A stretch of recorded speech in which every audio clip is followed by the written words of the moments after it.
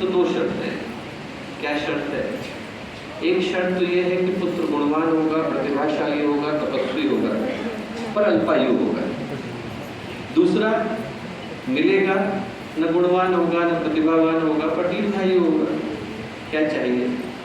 मृकंड ऋषि ने कहा कि ऋषि के यहाँ तो ऋषि पुत्र ही सुशोभित होता है, आप हमें गुणवान पुत्र दीजिए। मृकंड ऋषि के पुत्र हुआ, नाम रखा गया मार्कंडेय।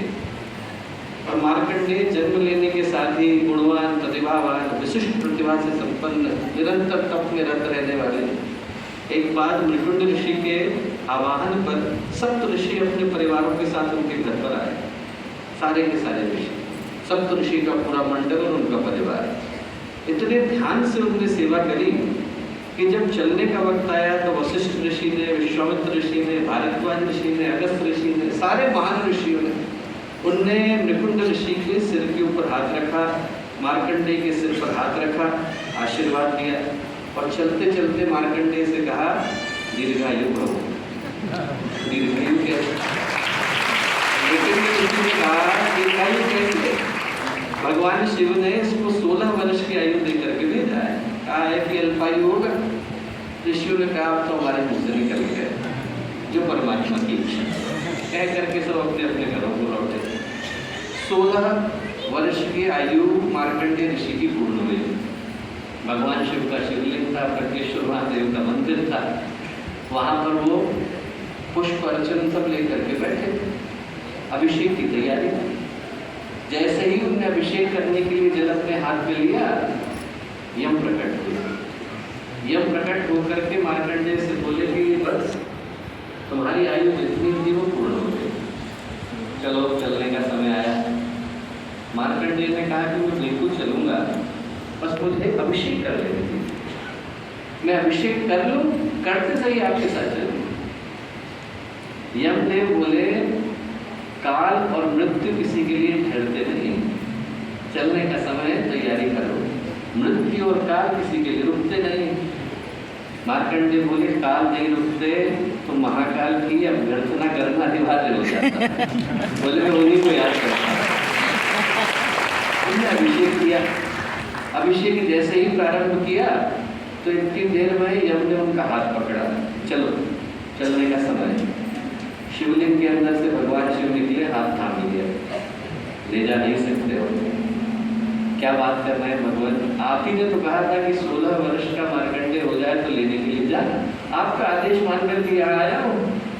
यम ने भगवान शिव से कहा, बोले मैं अपने वचन पर तब भी अडिग था और आज भी अडिग हूँ। भगवान शिव ने कहा, ये कहा था कि मार्कंडेय को 16 वर्ष के पूरे होने के बाद लेकर के जाना था। मेरा वरदान है कि मार्कंडेय जीवन भर 16 ही वर्ष का रहेगा। 16 वर्ष से ऊपर की आयु नहीं। मार्कंडेय ऋषि जीवन भर 16 ही वर्ष के रहे। उन्हीं मार्कंडेय ऋषि ने दुर्गा सप्तशती की रचना करी, न जाने कितने महान पुराणों की रचना करी। एक से एक पढ़कर ज्ञान को देने वाले मार्कंडेय ऋषि। प्रार्थना की शक्ति वो होती है जो जीवन के सारे संकटों को हरते हैं। काल के लिखे को मिटा देने की सामर्थ्य यदि किसी में है तो हमारे दिल की प्रार्थना में। और प्रार्थना याचना से भिन्न होती है। याचना भिखारी बनकर के की जाती है, प्रार्थना भक्त बनकर के की जाती है। व्यक्ति के हृदय में जो भक्ति आती है तो उसके दिल से जो शब्द निकलते हैं वो ईश्वर तक पहुँचते हैं।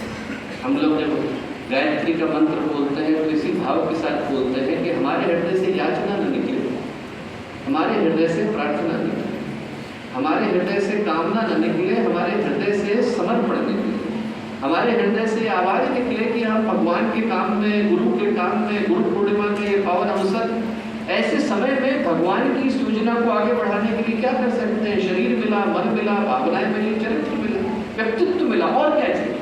जितना ईश्वर ने देना था उतना दिया है। अब इस महायज्ञ में हमारे द्वारा आहुति कैसे लग सकती है। प्रार्थना गायत्री के इस पावन मंत्र के माध्यम से करते हैं।